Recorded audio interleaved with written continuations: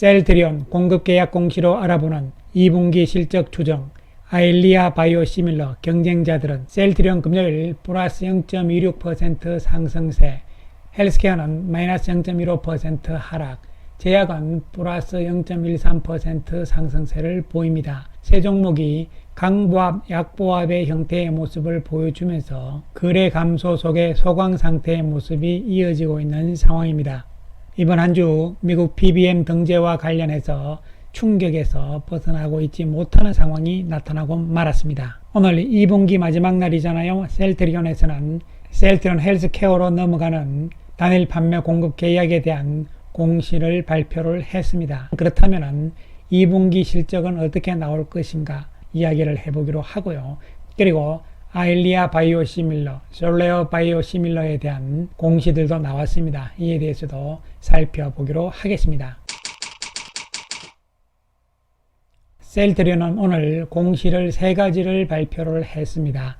제일 먼저 아일리아 바이오시밀러에 대한 미국 품목 허가 신청에 대한 공시, 졸레어 바이오시밀러에 대한 한국 품목 허가 신청, 그리고 단일 판매 공급 계약 체결에 대한 세 가지 공시를 했는데요. 이 중에서 먼저 아일리아 바이오시밀러 내용부터 살펴보기로 하겠습니다. 현지 시간 29일 안과질환 치료제인 아일리아의 바이오시밀러죠. 품목 허가 신청을 미국 FDA에 했다 이렇게 발표를 했고요.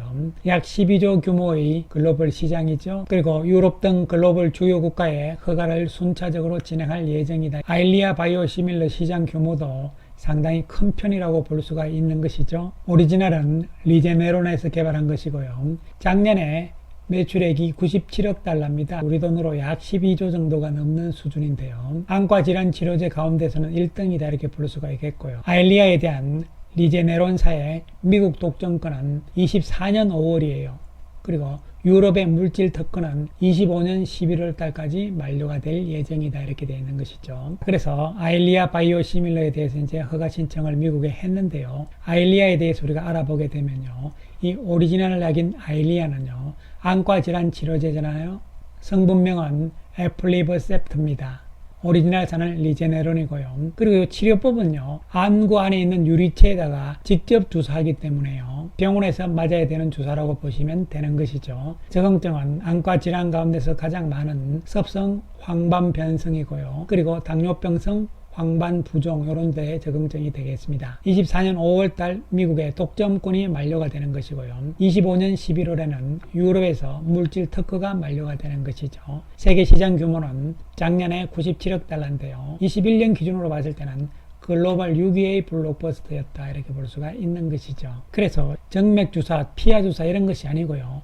안구 유리체에다 직접 주사하는 겁니다. 요 약물 병이잖아요. 요 약물을 주사를 통해서 직접 주입을 하잖아요. 그 다음에 또 한 가지는 프리필드 시린지는 미리 요 안에 이 약물이 들어가 있는 것입니다. 그렇다 해서 이것을 환자가 스스로 맞을 수 있는 것은 아니고요. 요것 역시 그 병원에서 의료진이 주사를 한다 이렇게 보시면 되는 것이죠.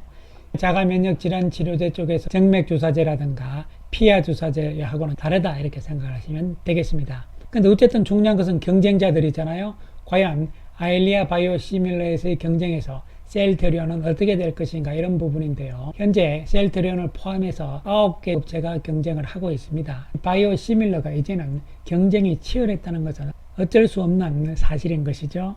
가장 먼저 미국 FDA 신청을 한 회사는요. 바이오콘입니다. M710인데요. 이것은 사실 화이자하고 마일란에서 개발을 했는데요. 비아트리스사로 넘어갔다가 판권이요. 이번에 인도의 바이오콘 쪽으로 완전히 넘어감으로 인해 가지고 아일리아 바이오시밀러를 하게 되는데요. 어쨌든 가장 먼저 FDA 신청을 했어요. 셀트리온이 어저께 신청을 한 것이고요. 그 외에 해외 경쟁업체로서는 암젠, 포마이콘, 산도스, 코이러스 등이 있습니다. 다 임상 3상을 완료했거나 임상 3상이 진행이 되고 있고요. 국내 업체 가운데서도 삼성바이오에서 그 다음에 삼천당 제약에서도 임상 3상은 완료된 상태. 알토스 바이오는요. 알테오젠의 계열사죠. 그래서 아일리아 바이오시밀러 쪽에서는요. 바이오콘하고 삼성바이오, 셀트리온 요 세 회사가 지금 앞서 나가고 있는데요. 퍼스트 무브는 바이오콘이 될 가능성이 높지 않겠는가 판단을 해봅니다. 가장 먼저 신청을 했거든요. 그리고 현재는 오리지널사인 리제네론하고요. 이 3사가 연합을 해서 특허 분쟁을 벌이고 있는 상황이죠. 그래서 아일리아 바이오시밀러에 대해서는 현재 시점에서는 이 정도까지 알아봤고요.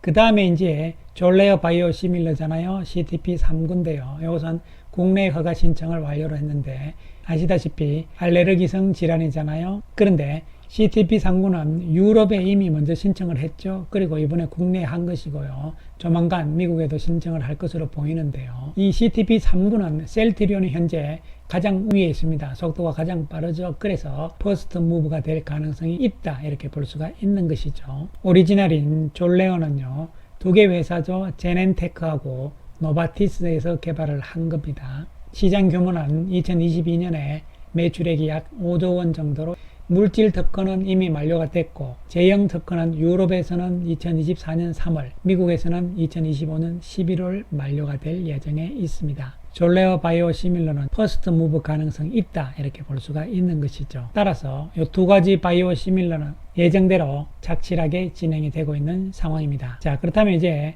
오늘 발표된 단일 판매 공급 계약 체결 내용을 살펴보기로 하겠습니다. 이것이 이제 2분기 실적과 어떻게 되느냐. 먼저 계약 금액이 3,737억이잖아요. 그리고 바이오시밀러 항체 의약품인데 기존에 렘시마, 트룩시마, 허주마, 그리고 렘시마 SG가 들어가 있죠. 렘시마 SG가 지금 잘 나가고 있다는 것을 여기서도 우리가 유추 해석을 해볼 수가 있는 것이죠. 그렇다면 이번 2분기의 계약 금액이 3,737억인 것은 과거와 비교를 했을 때 어떻게 될 것이냐 한번 살펴보기로 하겠습니다. 먼저 작년 2분기에 보시면 3,357억이었으니까요.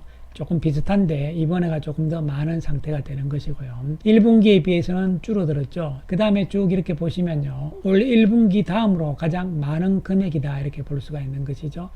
자, 그렇다면은 공급 계약 금액이 나왔으니까요. 그동안 실제적으로 매출액은 어떻게 나왔느냐 이런 것을 한번 과거 사례를 살펴보게 되면요. 1분기에는 계약 금액이 4,064억이었지만요. 실제 매출액은 5,975억이 나왔잖아요. 그리고 작년 2분기 3,357억 원인데요. 5,962억 원의 매출이 나왔거든요. 그렇다면 이번에는 매출액이 과연 실제적으로 어느 정도 나올 수 있을 것인가 이런 부분인데요.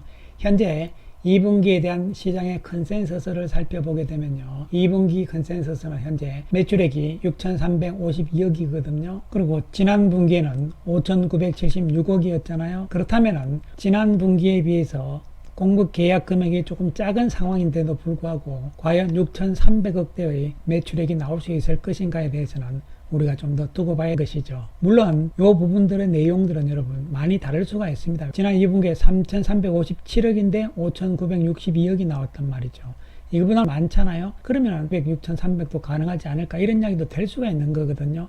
따라서 우리가 이 내용만 가지고 공급 계약 금액만 가지고 실제 매출액이 정확하게 어떻게 얼마가 나온다는 이런 부분들은 사실 추정하기 힘듭니다. 그리고 여기 나와 있는 공급 계약 금액들은요, 바이오시밀러 항체 의약품인데 특히 셀트리온 헬스케어한테 넘어간 것만 나와 있는 것이잖아요. 바이오시밀러 쪽 말고 다른 부분들은요, 여기에는 포함이 되지 않는 것이잖아요. 그리고 또 한 가지가 있죠. 셀트리온 제약으로 넘어가는 것도 전혀 표시가 안 된 것이죠. 왜 공개가 안 되느냐는데요. 그것은 자회사이기 때문에 공개할 의무가 없는 것이기 때문에요. 안 하는 것이죠. 따라서 그런 부분들이 다 빠져 있는 부분이다 생각을 하시면 되는 것이고요. 단순히 지난 분기만 비교를 해가지고 과연 컨센서스를 맞출 수 있을 것인가 이런 부분에 대해서 미리 우려하실 상황은 아니라고 판단을 내려볼 수가 있는 것이죠. 셀트리온 이번 주 내내 외국인들은 매도였죠. 719억의 매도 우위를 보였고요. 기관들도 721억의 매도 우위를 보였습니다. 자사주는 완료가 됐죠. 오늘 금요일로서 100% 다 완료가 됐습니다. 이 자사주가 완료가 되고 1개월 이후에 합병이 가능하다 이렇게 법으로 되어 있기 때문에요. 그렇다면은 1개월 후를 따지면은요. 7월 31일이 되는 것이죠. 7월 31일은 월요일이기도 합니다. 주가의 움직임은 폭락 이후 옆으로 쭉 세우고 있는 상황이죠. V자로 빠졌기 때문에 V자 반등이 잘 나오지 않는 것은 가격 자체가 워낙 떨어진 상황이기 때문에 외국인 쪽에서의 로스컷, 손절이 좀 나올 수밖에 없는 상황이거든요. 이 로스컷은 손실이 어느 정도 선을 넘어서게 되면요. 자동으로 좀 팔아야 되는 물량들입니다. 그런 물량들이 나오기 때문에 정리를 해놓은 과정, 기간 조정이 필요한 상황으로 볼 수가 있는 것이죠. 또한 셀트리온 헬스케어도 이번 주 외국인들은 163억의 매도, 기관들은 230억의 매도를 보였습니다. 옆으로 세우기 작업이잖아요. 역시 시간은 좀 더 필요해 보이는 모습이고요. 제약은 외국인들이 이번 주 9억의 매도에 그치죠. 기관들이 49억을 매도하는 모습입니다. 제약도 왔다 갔다 하는 이런 상황이 좀 더 진행될 수밖에 없는 상황이죠. 지금 중요한 것은요, 2분기 실적에 대한 추정이 이제 다음 주부터 좀 보고서들이 나올 겁니다. 특별한 문제는 없는 것으로 볼 수 있는 것이고요. 어쨌든 램시마 SC에 대해서는 기대를 계속 할 수 있는 부분으로 해석을 할 수가 있겠습니다. 또한 합병과 관련된 부분들도 자사주 매입이 완료가 됐잖아요. 이에 따라서 가장 빨리 하게 된다면요, 7월 31일부터 가능하다는 이야기예요. 그렇다 해서 7월 31일 날 한다는 이야기는 아닙니다, 여러분. 어쨌든 간에 이러한 부분들도 좀 남아있는 상황이고요. 그리고 7월 달로 넘어가면서 미국에서 휴미라 바이오시밀러죠, 유플라이마가 바로 PBM 등재가 되느냐 마느냐 뭐 이런 부분들이 이야기가 나올지 안 나올지는 두고 봐야 되는 것이거든요. 그 부분에 대한 이야기가 나온다면은 주가 회복도 빨리 나올 수가 있는 것이고요. 그렇지 않다면요, 역시 또 시간이 더 필요할 수밖에 없는 상황으로 해석을 할 수밖에 없는 것이고요. 월봉상으로 이번 6월달은 음봉의 모습이 세 종목 다 나타나고 말았습니다. 그렇다면 3개월 양봉 이후에 음봉 하나이기 때문에요, 적절한 조정의 모습으로도 월봉상으로는 볼 수가 있는 것이죠. 물론 가격이 너무 많이 떨어짐으로 인해 가지고 음봉의 몸통이 길어진 것은 아쉬운 모습이긴 합니다만요. 따라서 월봉상의 큰 흐름에서는 추세적으로는 살아있는 상황이고요. 상승적으로 턴하기 위한 시간은 좀 더 필요한 모습으로 해석을 할 수가 있겠습니다. 감사합니다.